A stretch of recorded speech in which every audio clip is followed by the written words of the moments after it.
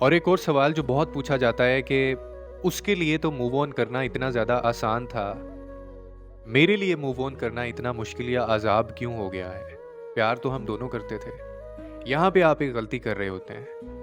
देखो, move on करना उन लोगों के लिए आसान होता है जिन लोगों ने मोहब्बत नहीं की होती, मोहब्बत के नाम पे सिर्फ़ धोखा, ढोंग रचाया होता है, इस्तेमाल किया होता है, मज़े लिए होते हैं। वो आपसे मोहब्बत नहीं करता था, इसीलिए आसानी से मूव ऑन कर गया। आप उससे मोहब्बत करते थे, इसीलिए मूव ऑन नहीं कर पा रहे हैं। और इसमें परेशान होने की ज़रूरत नहीं है।